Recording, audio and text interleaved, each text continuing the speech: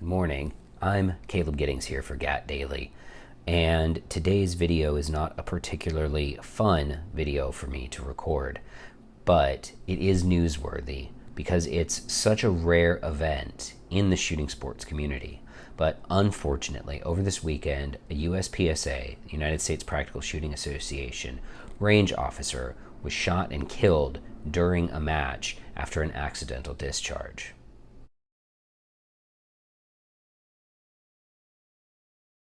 Here are the facts that we have about this unbelievably tragic incident. The man was 67 years old.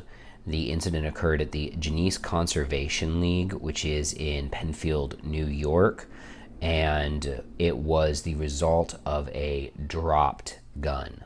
And that's all that we have that we can actually confirm.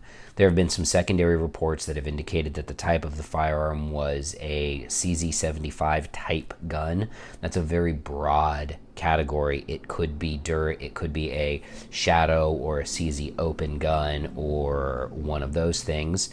And we've also heard an unconfirmed report that the cause of the dropped gun was the competitor was moving and doing a reload and dropped his gun during the reload, which caused the firearm to discharge. Now, one of the most common questions that people ask about an incident like this is, well, how could it happen? And that is a fair question because most guns that are produced for the consumer market in this day and age are drop safe, where you could toss them across a room as hard as you want with a round in the chamber and they won't go off. However, not all guns are, and not all guns used in competition are drop safe either. But the reason why we're talking about this is because it's so rare. In USPSA competitions and IDPA, and in fact all action pistol action shooting competitions every year, there are millions and millions of rounds fired, and people fall, and sometimes people drop guns. And for it to produce a fatal accident is so unusual and so rare that it is, in fact, newsworthy to talk about. Additionally, what makes this newsworthy is it is a true example of the very rare accidental discharge.